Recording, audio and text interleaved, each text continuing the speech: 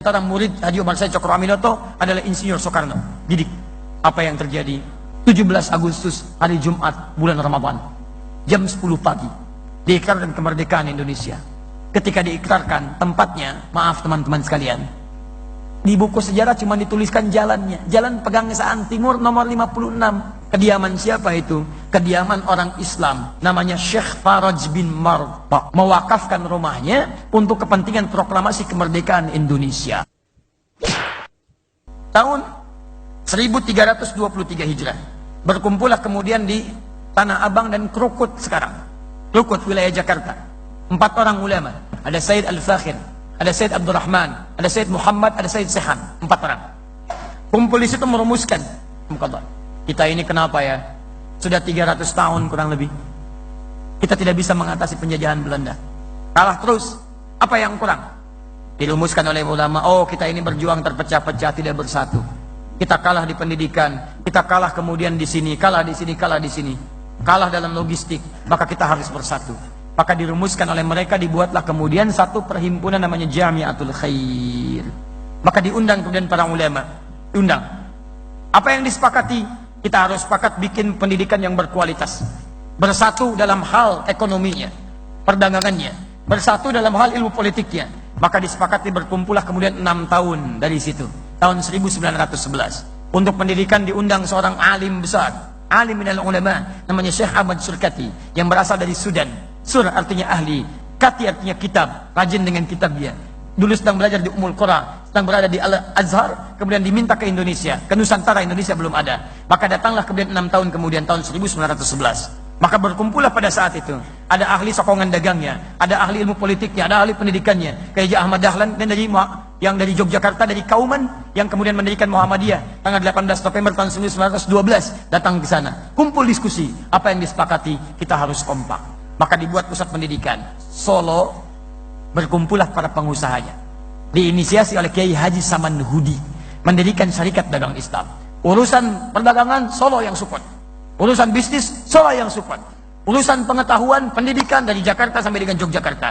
Urusan kemudian masalah ilmu politiknya, Surabaya. Namanya, maaf, Haji Omar Said Cokroaminoto. Selalu disingkat dengan HOS, HOS. Bukan HOS, Haji, Haji, Haji.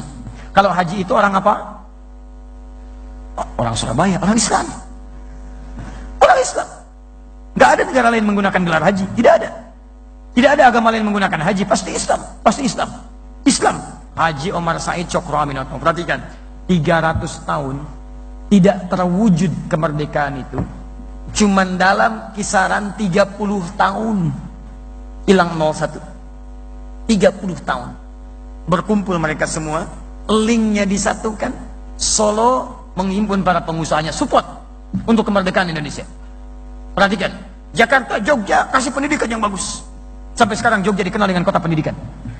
Teman-teman, Surabaya, support bagian ilmu politiknya, orasinya, macam-macamnya. Di antara murid Haji Omar Said Cokroaminoto adalah Insinyur Soekarno. Didik. Apa yang terjadi? Tidak tunggu lama. 1911 cuma butuh 34 tahun. Tadi 300 tahun gak dapat, sekarang 34 tahun. 1911 tambah 34, 1945.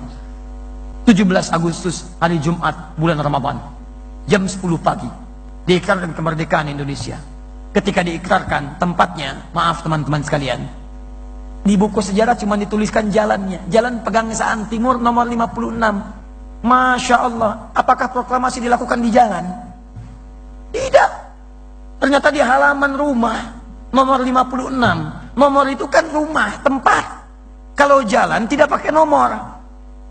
Jalan Kiai Haji Wahid Hashim di jalan. Nomor berapa? Nomor sekian, berarti tempat tertentu.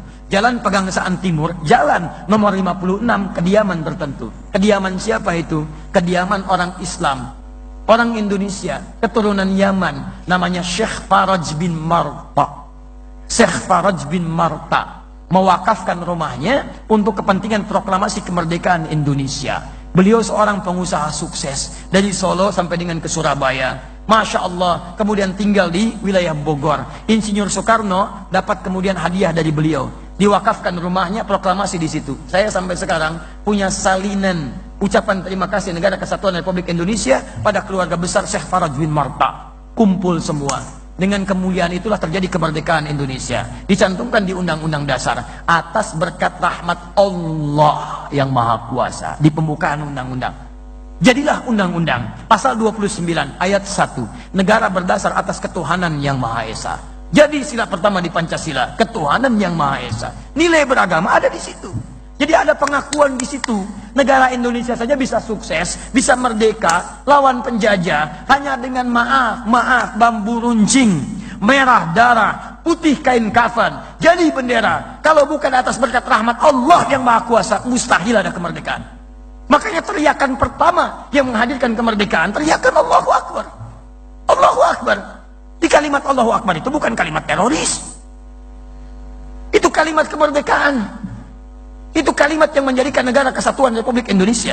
Kalimat yang diakui di undang-undang, di pembukaan disebutkan. Jadi dasar negara, jadi Pancasila. Itu Allahu Akbar. Takbir. Takbir. Allahu Akbar. Di kalimat itu yang mewujudkan negara kesatuan Republik Indonesia. Makanya teman-teman sekalian, kalau tidak ada tuntunan Al-Quran yang diamalkan pada saat itu 1905, mustahil bisa 35 tahun, 34 tahun negara Indonesia bisa mendapatkan kesuksesannya untuk merdeka. Baca. Dan tidak mudah itu, luas luar biasa. Lihat buku yang sama, halaman 19, paling kanan sebelah atas. Luas negara kita aja, itu daratnya 2 juta kilometer persegi. Lautannya 3.200.000. Kalau dikumpulkan Eropa semua kumpul, belum sampai menyamai Indonesia. Satukan Perancis, Belanda, Spanyol, Belgia, itu maaf, belum cukup untuk menjadi Indonesia. Luas. Pulaunya 13.677 pulau. Belum termasuk Pulau Gadung, Pulau Gebang, Pulau Mas dan sebagainya. Luas. Tidak mudah menyatukan itu. Kalau bukan karena Allahu Akbar, bukan karena Quran, mustahil. Nah sekarang pertanyaannya, negara kita sudah merdeka dengan prinsip Al-Quran, dengan prinsip sunnah. Dibawa bahkan utusannya ke Yogyakarta. Silahkan cek di Museum Yogyakarta. Utusan dari Turki datang menyampaikan 2 sifat. Satu bendera warna hitam dengan bertuliskan la ilaha illallah sebagai perlambangan Ka'bah, manhaj Al-Quran. Kedua bendera warna hijau bertuliskan Muhammadur Rasulullah sebagai gambaran dari sunnah. Jadi negara ini dibawa dengan prinsip Al-Quran, dengan prinsip sunnah Nabi sampai ke kemerdekaan. Tinggal kita sekarang bagaimana mengisinya. Masalahnya ada kalangan-kalangan tertentu dari dulu, dari kalangan orientalis, dari kalangan orang-orang yang tidak suka Indonesia mencapai kemerdekaannya. Mereka tahu sumbernya dari Quran, mereka tahu sumbernya dari sunnah. Makanya antum dijauhkan dari Al-Quran dan sunnah. Antum dijauhkan jauh dari Al-Quran. Silakan cek, hanya baca.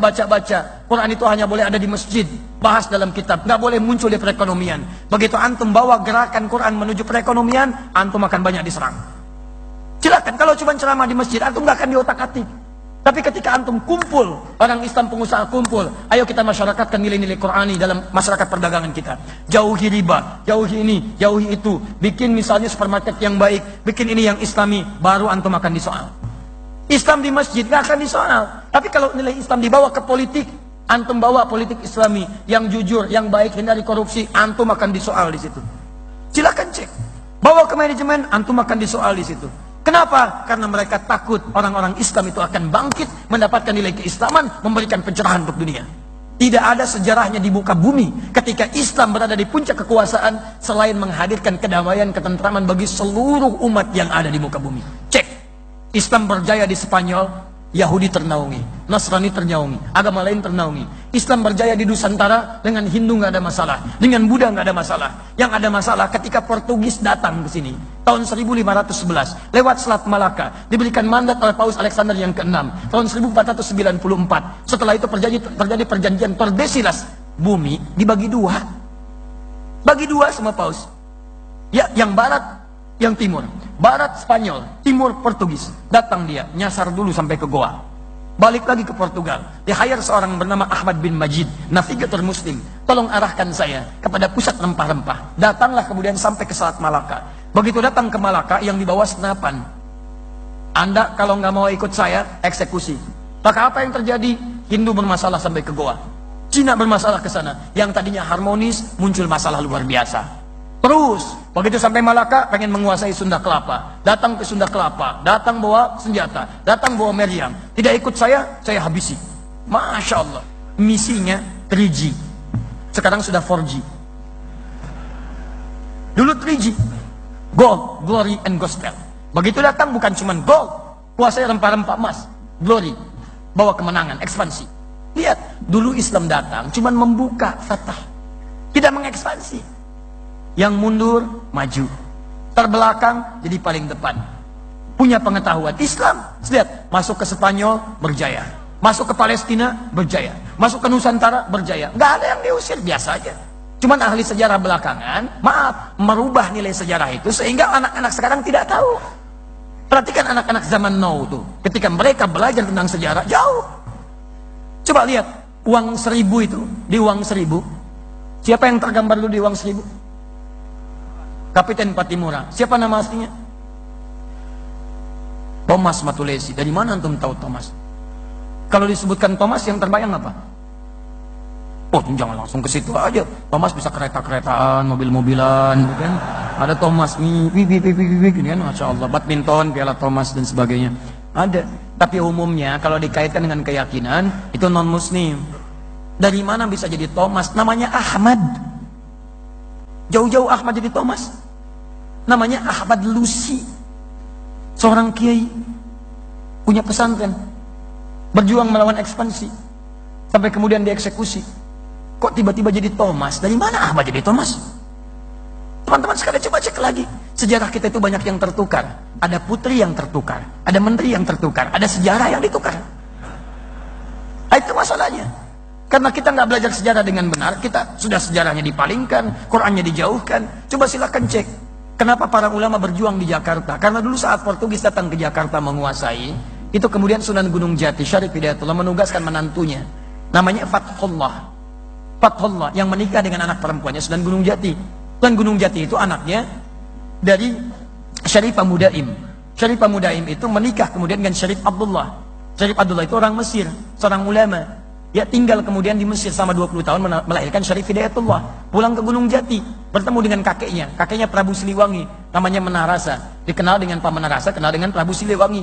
Menikah dengan Nyai Subang Larang, melahirkan 3 orang anak. Anak pertama Abdullah Iman atau Walang Sungsang lahir tahun 1423. Anak keduanya kemudian dikenal dengan Rara Santang, lahir tahun 1426.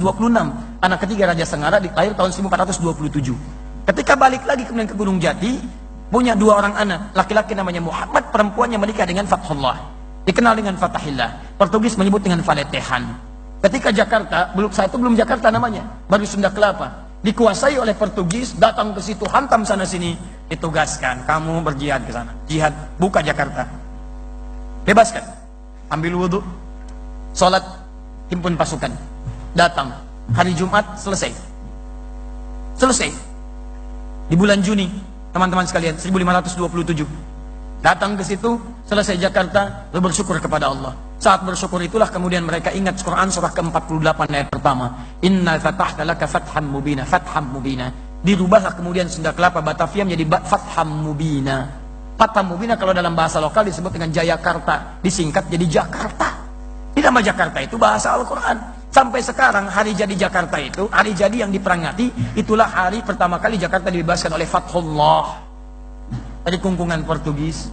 Itu teman-teman sekalian, itu kalimat-kalimat Allah. Jakarta dibuka dengan kalimat Allah, Indonesia merdeka dengan kalimat Allah. Kalau ingin sukses, kalimat Allahnya bagaimana? Kembali ke Quran. Maka saatnya antum sekarang kumpul, keluarkan ayatnya, keluarkan hadisnya. Kita harus bantu negara kita untuk bangun dari tidur yang dalam. Jadi antum gak usah macam-macam lah, kita bantu aja negara kita ini. Sebab yakin kalau semua kembali kepada Quran, negara ini akan tenang kehidupannya. Antum tidak usah merubah dasar negara, sudah bagus, orang tua kita sudah membuat itu, nggak usah rubah macam-macam, kita tinggal isi dengan nilai-nilai Quran.